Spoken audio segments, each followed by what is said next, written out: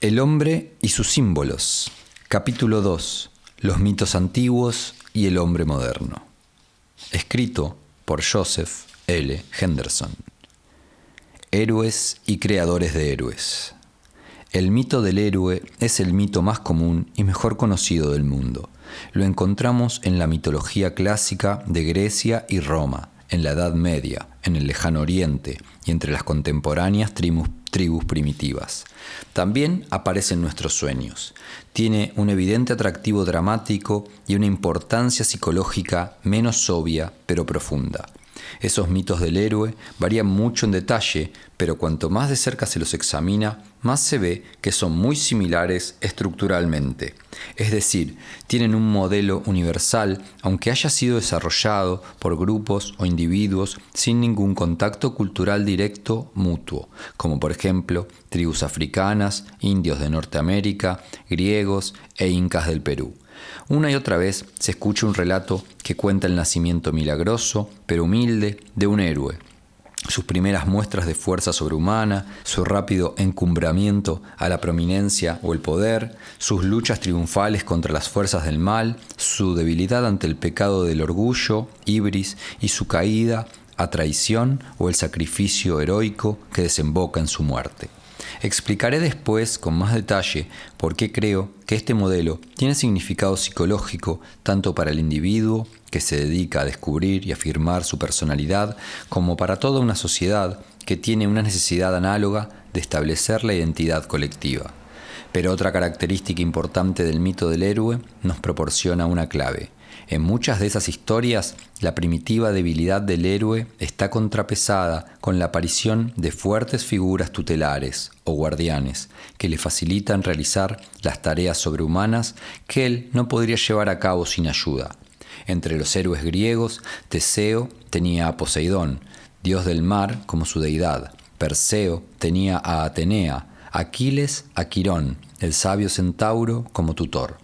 Estas figuras semejantes a dioses son, de hecho, representantes simbólicos de la totalidad de la psique, la mayor identidad y más abarcadora que proporciona la fuerza de que carece el ego personal. Su cometido específico indica que la función esencial del mito del héroe es desarrollar la conciencia del ego individual, que se dé cuenta de su propia fuerza y debilidad, de una forma que le pertrechará para las arduas tareas con las que se enfrentará en la vida. Cuando ya el individuo haya superado la prueba inicial y pueda entrar en la fase madura de la vida, el mito del héroe perderá su importancia. La muerte simbólica del héroe se convierte, por así decir, en el alcanzamiento de la madurez. Hasta ahora me he estado refiriendo al mito completo del héroe, en el que todo el ciclo, desde el nacimiento hasta la muerte, está minuciosamente descrito, pero es esencial reconocer que en cada una de las etapas de este ciclo hay formas especiales de la historia del héroe aplicables al punto particular alcanzado por el individuo en el desarrollo de la conciencia de su ego y en el problema específico que se le plantea en un momento dado. Es decir, la imagen del héroe evoluciona de una manera que refleja cada etapa de la evolución de la personalidad humana. Este concepto puede entenderse más fácilmente si lo presentamos en un ejemplo. Lo tomo de la oscura tribu norteamericana de indios Winnebago, porque presenta con toda claridad 4 etapas distintas en la evolución del héroe. En estas historias, que el Dr. Paul Radin publicó en 1948 con el título Hero Cycles of the Winnebago, podemos ver la progresión definida desde el concepto más primitivo del héroe hasta el más artificioso. Esta progresión es característica de otro ciclo del héroe. Aunque en él las figuras simbólicas tienen naturalmente nombres distintos, sus cometidos son análogos y los comprenderemos mejor una vez que hayamos captado los puntos contenidos en este ejemplo. El Dr. Radin señaló 4 ciclos distintos en la evolución del mito del héroe. Los denominó ciclo Trickster, granuja, ciclo Hare, liebre, ciclo Red Horn, cuerno rojo, y ciclo Twin, gemelo.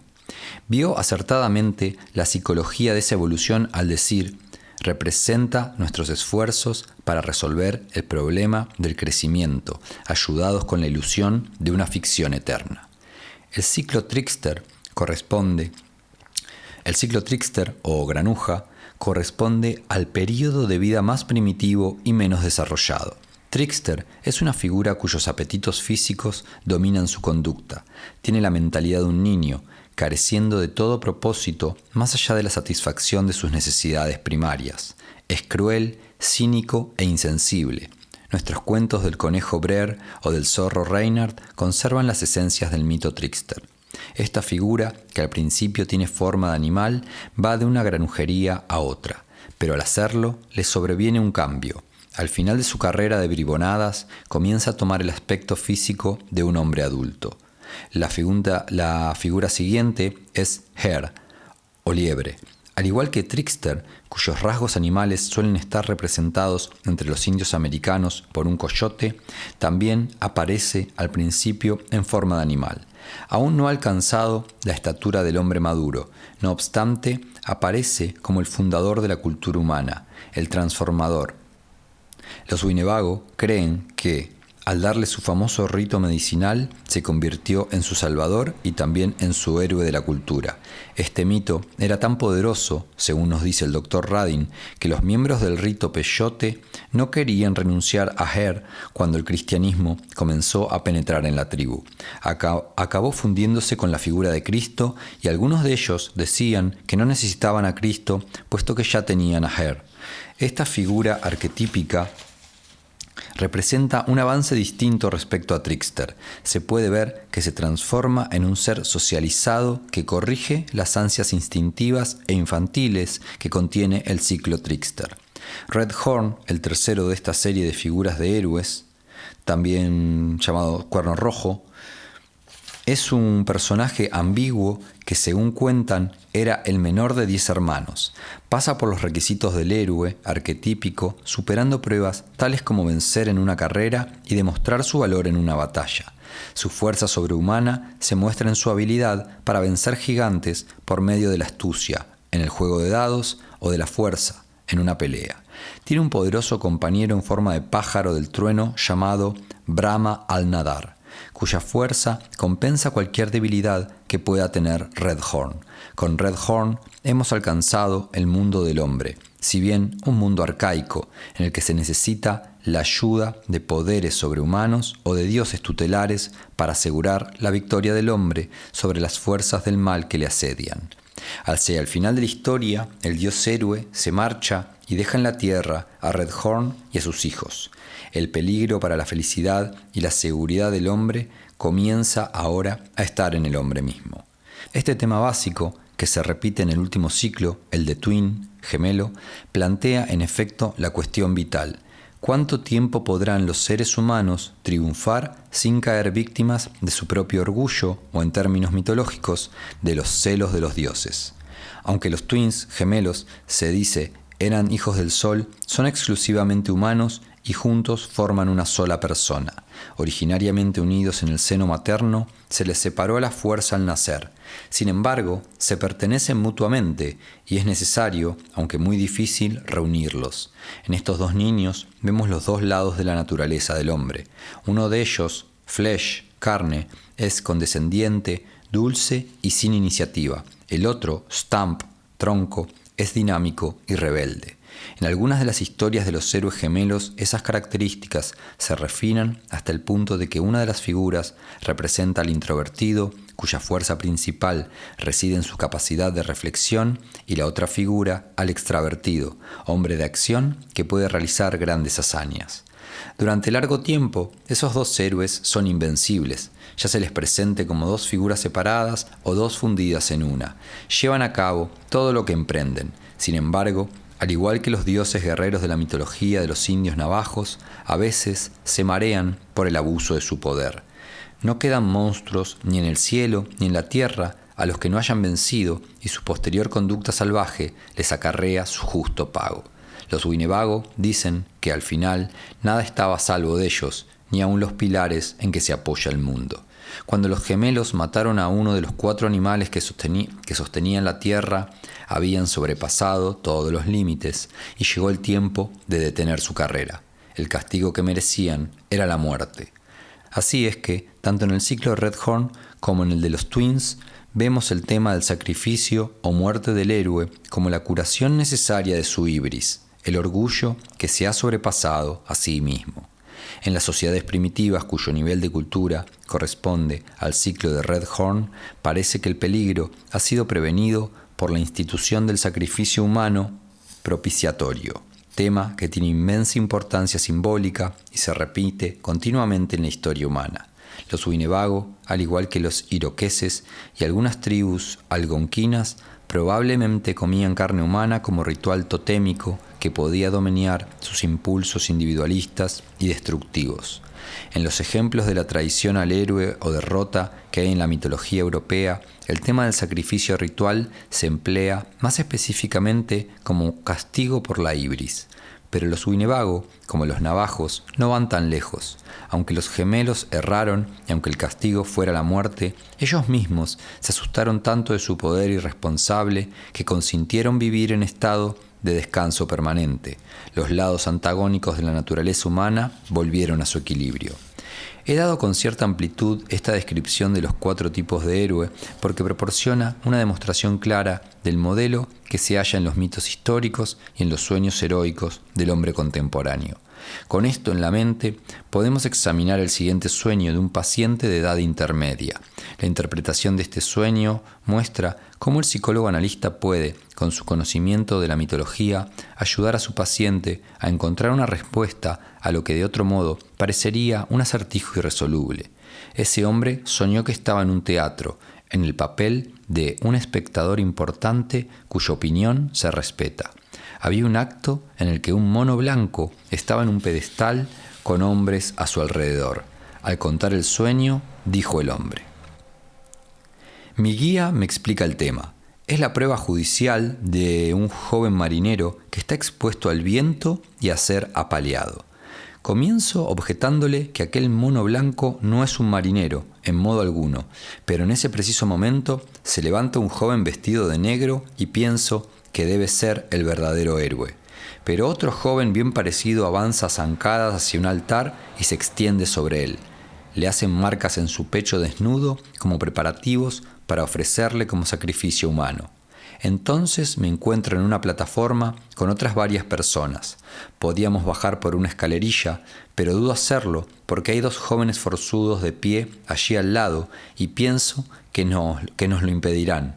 Pero cuando una mujer del grupo utiliza la escalerilla sin que la molesten, veo que no hay peligro y todos nosotros bajamos tras la mujer. Ahora bien, un sueño de esa clase no se puede interpretar rápidamente y con sencillez. Hay que descifrarlo con cuidado, con el fin de hallar sus relaciones con la propia vida del soñante y sus más amplias derivaciones simbólicas. El paciente que tuvo ese sueño era un hombre que había alcanzado la madurez en sentido físico.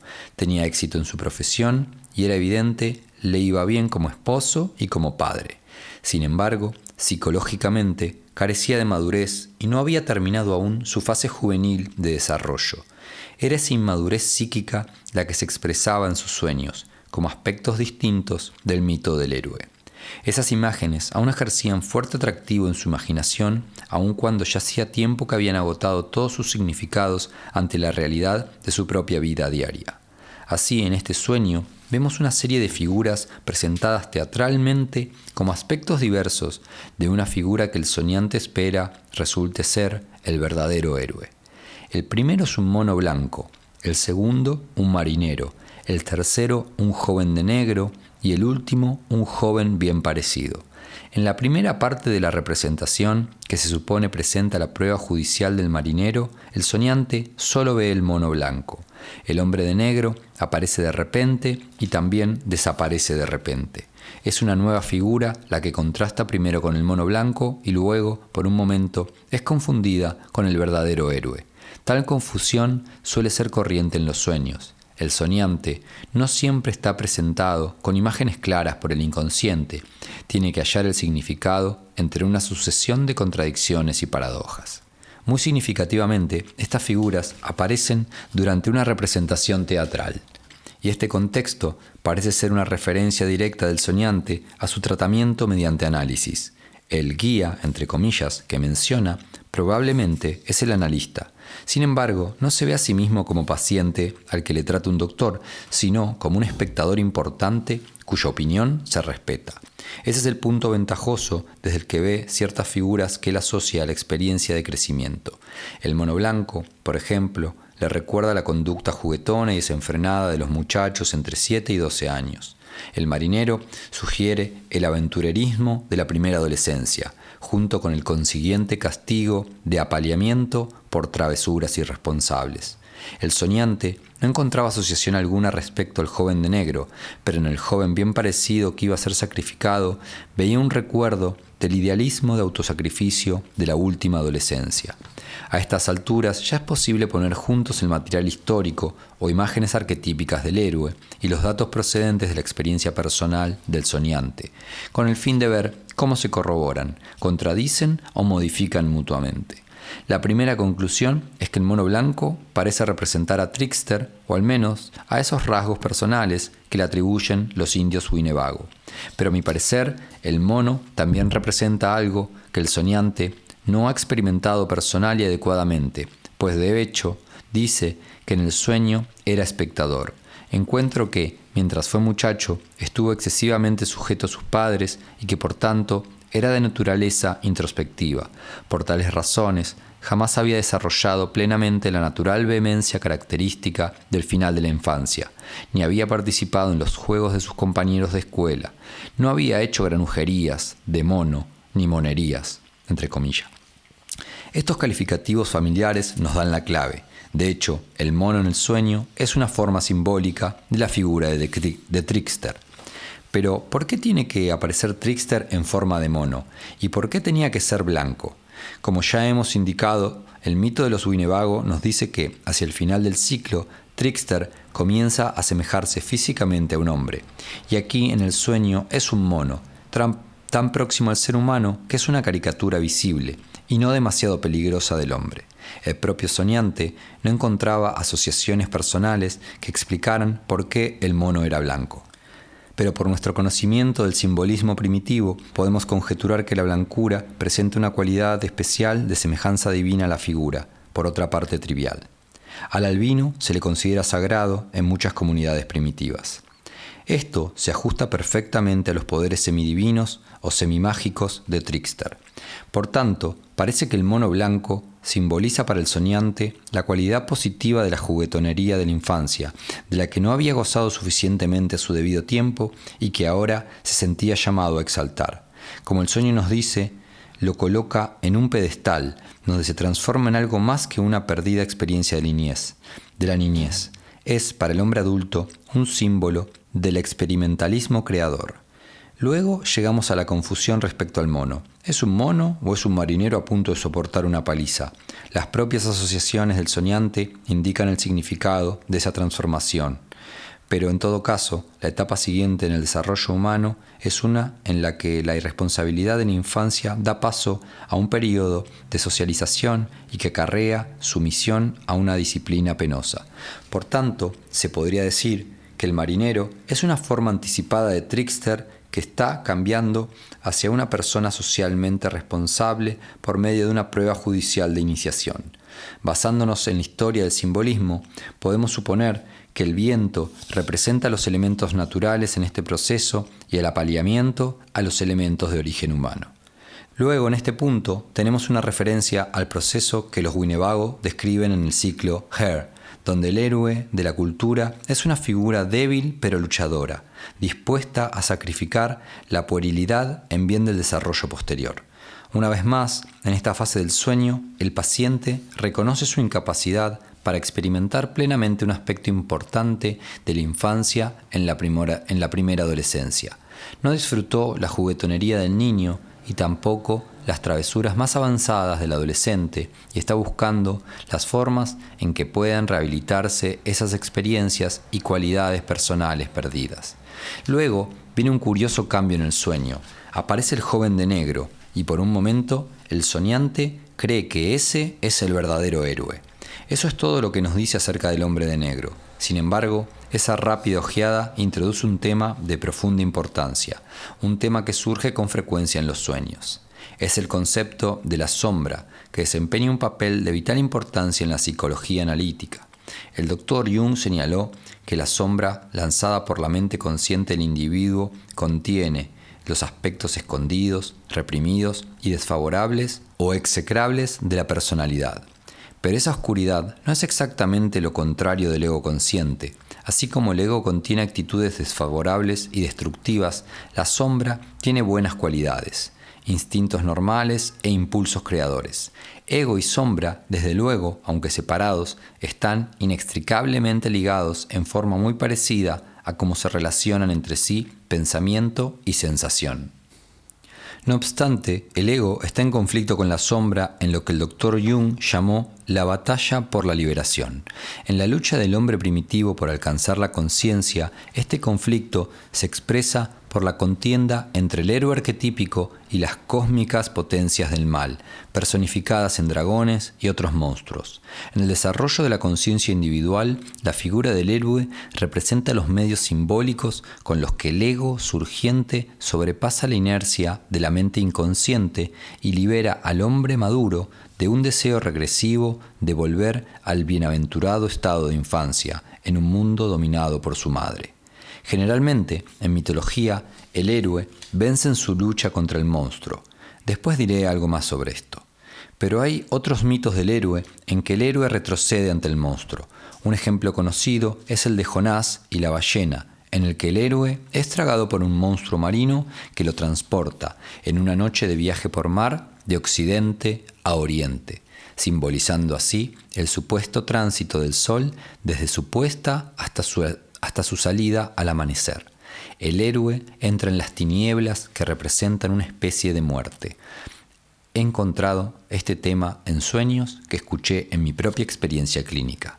La batalla entre el héroe y el dragón es la forma más activa de este mito y muestra más claramente el tema arquetípico del triunfo del ego sobre las tendencias regresivas. Para la mayoría de la gente, el lado oscuro o negativo de la personalidad permanece inconsciente. Por el contrario, el héroe tiene que percibir que existe la sombra y que puede extraer fuerza de ella. Tiene que llegar a un acuerdo con sus fuerzas destructivas si quiere convertirse en suficientemente terrible para vencer al dragón. Es decir, antes que el ego pueda triunfar, tiene que dominar y asimilar a su sombra. De pasada, podemos ver este tema en un conocido héroe literario, Fausto, el personaje creado por Goethe. Al aceptar la proposición de Mefistófeles, Fausto se pone bajo el poder de una sombra que Goethe describe como parte de ese poder que, dispuesto al mal, encuentra el bien. Como el hombre cuyo sueño hemos examinado, Fausto no consiguió vivir plenamente una parte importante del principio de su vida. En consecuencia, era una persona irreal o incompleta que se perdió en una búsqueda infructuosa de objetivos metafísicos que no consiguió materializar. No estaba aún dispuesto a aceptar el reto de la vida, a vivir el bien y el mal. Es a ese aspecto del inconsciente al que parecía referirse el joven vestido de negro del sueño de mi paciente. Tal recuerdo de la parte sombría de su personalidad, de su poderosa potencialidad y su papel en la preparación del héroe para la lucha de la vida es una transición esencial de los comienzos del sueño hacia el tema del sacrificio del héroe, el joven bien parecido que se tiende sobre un altar. Esta figura representa la forma de heroísmo que generalmente va asociada al proceso de formación del ego al final de la adolescencia. El hombre expresa en esa época los principios ideales de su vida, notando su poder para transformarse y cambiar sus relaciones con los demás. Está, por así decir, en el florecimiento de la juventud, atractivo, lleno de energía e idealismo. Entonces, ¿por qué se ofrece voluntariamente a un sacrificio humano? Es posible que la causa sea la misma que hizo a los gemelos del mito Winnebago renunciar a su poder por temor a la destrucción. El idealismo de la juventud, que a tanto obliga, conduce indefectiblemente al exceso de confianza en sí mismo. El ego humano puede sentirse arrebatado a experimentar atributos divinos, pero solo a costa de sobrepasarse y caer en el desastre. Este es el significado de la historia de Ícaro, el joven que es llevado hasta cerca del cielo por sus alas frágiles y de factura humana, pero que vuela demasiado cerca del sol y se precipita a su propia destrucción. Pero es lo mismo, el ego pleno de juventud debe correr siempre ese riesgo, porque si un joven no se esfuerza por alcanzar una meta más elevada que la que conseguiría sin riesgo, no puede superar los obstáculos puestos entre la adolescencia y la madurez. Hasta ahora he estado hablando de las conclusiones que al nivel de sus asociaciones personales podía extraer mi paciente de su propio sueño. Pero hay un nivel arquetípico del sueño, el misterio del sacrificio humano ofrecido. Precisamente por ser un misterio, se expresa en un acto ritual que en su simbolismo nos retrotrae muy lejos en la historia del hombre. Aquí, cuando el hombre yace tendido sobre el altar, vemos una referencia a un acto aún más primitivo que los que se realizaban en el ara de piedra del templo de Stonehenge. Allí, como en tantas aras primitivas, podemos imaginar un rito anual de solsticio combinado con la muerte y resurrección de un héroe mitológico. El ritual tiene una tristeza que también es una especie de alegría, un reconocimiento íntimo de que la muerte también conduce a una nueva vida. Ya se expresa en la prosa épica de los indios Winnebago, en un lamento por la muerte de Balder en las sagas noruegas, en los afligidos poemas de Walt Whitman por Abraham Lincoln, o en el ritual soñado por el cual un hombre vuelve a las esperanzas y temores de su juventud. El tema sigue siendo el mismo: el drama de un nuevo nacimiento por medio de la muerte. El final del sueño proporciona un curioso epílogo en el que el soñante al fin se ve envuelto en la acción del drama. Él y otros están sobre una plataforma de la que tienen que descender. No confía en la escalerilla a causa del posible impedimento que pongan los forzudos, pero una mujer les anima a creer que podrán bajar sin peligro, y así lo hacen. Puesto que puede deducir de sus propias asociaciones que toda la representación que presenció era parte de su análisis, un proceso de cambio interior que estaba experimentando, presumiblemente estaba pensando en la dificultad de volver a la realidad diaria.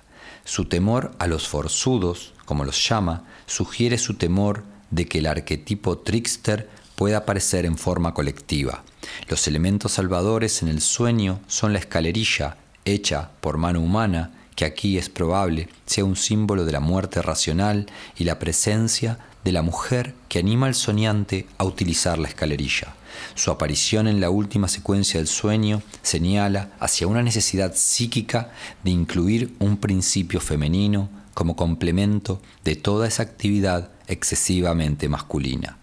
No debe suponerse por lo que he dicho o por el hecho de que haya escogido el mito de los Winnebago para aclarar este sueño particular que deban buscarse paralelos completa y totalmente mecánicos entre un sueño y los materiales que se puedan encontrar en la historia de la mitología.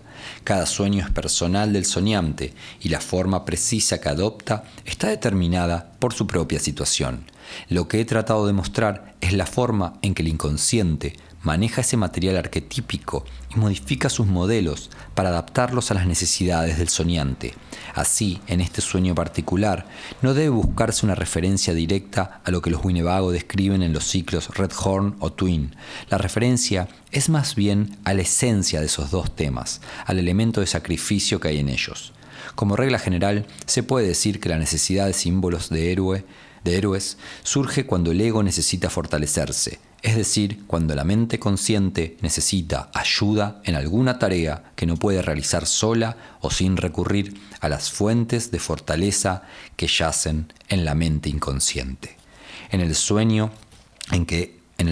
que he examinado, por ejemplo, no había referencia alguna a uno de los aspectos más importantes del mito del héroe típico: su capacidad para salvar o proteger de peligros terribles a mujeres hermosas.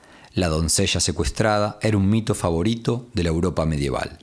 Esta es una de las formas en que los mitos o los sueños se refieren al ánima, el elemento femenino de la psique masculina que Goethe llamó el eterno femenino. La naturaleza y función de este elemento femenino lo tratará más adelante en este libro la doctora von Franz, pero su relación con la figura del héroe puede ilustrarse aquí con un sueño tenido por otro paciente, hombre también ya maduro. Comenzó diciendo: había regresado de una larga excursión por la India. Una mujer nos había equipado a un amigo mío y a mí para el viaje, y a mi regreso reproché a esa mujer por no habernos proporcionado sombreros negros para protegernos si acaso llovía, y le dije que a causa de su descuido nos habíamos empapado con la lluvia. Esta introducción del sueño, como se verá después, se refería a un periodo de la juventud de este hombre en que se dedicó a hacer heroicas excursiones por las peligrosas montañas del país en compañía de un amigo del instituto. Como jamás había estado en la India y en vista de sus propias asociaciones producidas por este sueño, llegamos a la conclusión de que el viaje soñado significaba su exploración de una nueva región, es decir, no un lugar real, sino el reino del inconsciente. En su sueño, el paciente parece sentir que una mujer, posiblemente una personificación de su ánima, no hubiera conseguido prepararla adecuadamente para esa expedición. La falta de un sombrero impermeable apropiado sugiere que se siente en situación mental desamparada en la que está desagradablemente afectado por encontrarse expuesto a experiencias nuevas y no gratas del todo. Cree que la mujer tenía que haberle proporcionado un sombrero para la lluvia, al igual que su madre le proporcionaba la ropa cuando era muchacho. Este episodio es reminiscencia de sus primeros vagabundajes picarescos, cuando confiaba en que su madre, la imagen femenina original, le protegería contra todos los peligros. Al hacerse adulto, vio que eso era una ilusión pueril y ahora acusa de su desgracia a su ánima, no a su madre. En la etapa siguiente del sueño, el paciente habla de participar en una excursión con un grupo de personas. Se va sintiendo cansado y regresa a un restaurante de las afueras donde encuentra su gabardina, junto con el sombrero impermeable, que anteriormente había perdido. Se sienta para descansar y, al hacerlo, ve un cartel que dice que un muchacho universitario de la localidad desempeña el papel de Perseo en una obra teatral. Entonces aparece el muchacho en cuestión, que en definitiva no es un muchacho, sino un joven fornido. Va vestido de gris con un sombrero negro y se sienta para hablar con otro joven vestido con un traje negro. Inmediatamente después de esa escena, el soñante siente un vigor y halla que es capaz de volver a incorporarse a la excursión. Entonces escalan el monte siguiente. Desde allí, bajo ellos, ve su punto de destino. Es una encantadora ciudad portuaria. Se siente animado y rejuvenecido con el descubrimiento. Aquí, en contraste con el viaje sin descanso, incómodo y solitario del primer episodio, el soñante está con un grupo.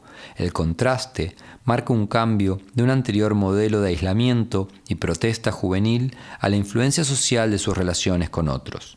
Puesto que esto implica una nueva capacidad de relacionamiento, sugiere que su ánima debe actuar mejor que lo hacía antes, simbolizado en su encuentro del sombrero perdido que la figura del ánima no había sabido proporcionarle antes. Pero el soñante está cansado y la cena del restaurante refleja su necesidad de considerar sus actitudes anteriores a una nueva luz, con la esperanza de renovar su fuerza con ese regreso. Y así sucede. Lo que primero ve es un cartel que pone la actuación de un héroe joven, un muchacho universitario desempeñando el papel de Perseo. Luego ve al muchacho, ahora un hombre, con un amigo que contrasta rotundamente con él. Uno vestido de gris claro, el otro de negro. Pueden reconocerse, por lo que he dicho antes, como una versión de los gemelos. Son figuras de héroe que expresan los opuestos ego y alter ego, que no obstante aparecen aquí en relación armoniosa y unificada. Las asociaciones del paciente confirmaban esto y subrayaban que la figura de gris representa una actitud bien adaptada y mundana hacia la vida, mientras que la figura de negro representa la vida espiritual en el sentido en que un sacerdote viste de negro. El que los dos jóvenes lleven sombrero y el soñante ya encontró el suyo, alude a que han conseguido una identidad relativamente madura de una índole que él comprendía le había faltado en su propia adolescencia, cuando la cualidad de tricksterismo aún pesaba sobre él, a pesar de su propia imagen ideal de buscador de sabiduría. Su asociación con el héroe griego Perseo resultaba curiosa y era especialmente significativa porque revelaba una evidente inexactitud. Resultó que él creía que Perseo era el héroe que mató a Minotauro y rescató a Ariadna del laberinto de Creta. Al escribir el nombre se dio cuenta de su equivocación, que fue Teseo y no Perseo el que mató al Minotauro. Y esa equivocación se hizo de repente significativa, como suele ocurrir con tales errores, al darse cuenta de lo que esos dos héroes tenían en común. Ambos tuvieron que vencer su miedo a los inconscientes poderes demoníacos maternales y tuvieron que liberar de esos poderes a una sola figura femenina joven. Perseo tuvo que cortar la cabeza de la gorgona Medusa, cuyo horrible rostro y su cabellera de serpientes convertían en piedra a cuantos la miraban. Luego tuvo que vencer al dragón que guardaba a Andrómeda. Teseo representaba el juvenil espíritu patriarcal de Atenas, que tenía que arrostrar los terrores del laberinto con su morador, el Minotauro, el cual quizá simbolizaba la enfermiza decadencia de la matriarcal Creta. En todas las culturas, el laberinto tiene el significado de una representación intrincada y confusa del mundo de la conciencia matriarcal. Solo pueden atravesarlo quienes están dispuestos a una iniciación especial en el misterioso mundo del inconsciente colectivo. Después de vencer ese peligro, Teseo rescató a Ariadna, doncella secuestrada. Ese rescate simboliza la liberación de la figura del ánima del aspecto devorador de la imagen de la madre. Mientras no se cumple eso, el hombre no puede alcanzar su verdadera capacidad para relacionarse con mujeres. El hecho de que ese hombre no hubiera conseguido hacer la separación adecuada entre el ánima y la madre se subrayaba en otro sueño en el que encontraba un dragón, imagen simbólica del aspecto devorador de su apegamiento a su madre. Este dragón le perseguía y como el soñante no tenía armas, comenzó a llevar la peor parte de la lucha. Sin embargo, es muy significativo que su esposa apareciera en el sueño y su aparición empequeñeció un tanto al dragón y le hizo menos amenazador. Este cambio en el sueño mostraba que el soñante en su matrimonio había vencido tardíamente su apegamiento a su madre. En otras palabras, tenía que encontrar medios de libertar la energía psíquica empleada en las relaciones madre-hijo, con el fin de alcanzar una relación más de adulto con las mujeres y, por supuesto, con la sociedad adulta en conjunto. La lucha héroe-dragón era la expresión simbólica de ese proceso de desarrollo. Pero la tarea del héroe tiene un objetivo que sobrepasa el ajuste biológico y marital. Es liberar al ánima como ese componente íntimo de la psique que es necesario para toda obra verdaderamente creadora. En el caso de este hombre, tenemos que adivinar la probabilidad de ese resultado, porque no se dice directamente en el sueño de la excursión por la India. Pero podría asegurar que él confirmaría mi hipótesis de que su viaje por la montaña y la vista de su punto de destino como una ciudad portuaria tranquila contenía la rica promesa de que descubriría la auténtica función de su ánima. Así quedaría curado de su primitivo resentimiento de no haber recibido protección, el sombrero impermeable, de la mujer para su viaje por la India.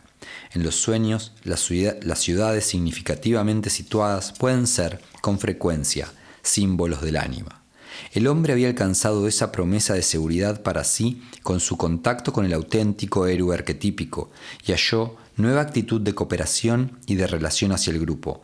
Naturalmente, le sobrevino la sensación de rejuvenecimiento. Había alcanzado la fuente de fuerza interior que representa al héroe arquetípico. Había aclarado y desarrollado esa parte de sí mismo que estaba simbolizada por la mujer, y él, con el acto heroico de su ego, se había liberado de su madre. Estos ejemplos y otros muchos del mito del héroe en los sueños modernos muestran que el ego como héroe siempre es esencialmente un portador de cultura más que un puro exhibicionista egocéntrico. A un trickster, en su forma errada o intencionada, es un contribuidor al cosmos tal como lo veía el hombre primitivo. En la mitología de los navajos, como Coyote, lanzó las estrellas al firmamento en acto de creación e inventó la contingencia necesaria de la muerte, y en el mito del surgimiento ayudó a la gente guiándola por la caverna de los juncos por donde escaparon de un mundo a otro superior, en el que quedaron a salvo de la amenazadora inundación.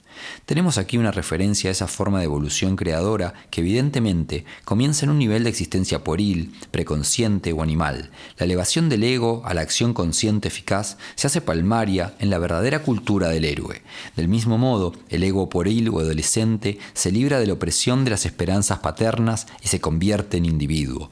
Como parte de esa elevación hacia la conciencia, la lucha héroe-dragón puede mantenerse una y otra vez para liberar energía destinada a la multitud de tareas humanas que pueden formar un tipo de cultura que surge del caos.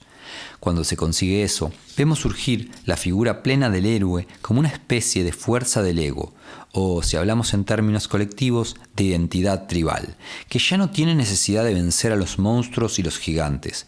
Ha alcanzado el punto en el que esas fuerzas profundas pueden personalizarse. El elemento femenino ya no aparece en los sueños en forma de dragón, sino como una mujer. Análogamente, el lado sombrío de la personalidad toma una forma menos amenazadora. Este importante punto puede ilustrarse con el sueño de un hombre cercano a la cincuentena. Toda su vida sufrió de ataques periódicos de ansiedad unida a miedo al fracaso, originariamente producido por una madre dubitativa. Sin embargo, sus hechos efectivos en su profesión y en sus relaciones personales superaban al término medio. En su sueño, su hijo de 9 años aparecía como un joven de 18 o 19 años vestido con la reluciente armadura de un caballero medieval. Al joven le llaman para luchar contra una hueste de hombres vestidos de negro e inmediatamente se prepara para realizarlo.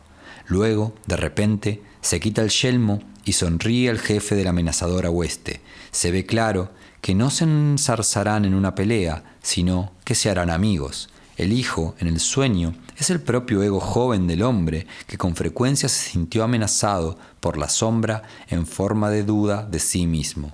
En cierto sentido, había mantenido una cruzada triunfal contra ese adversario durante toda su vida de madurez.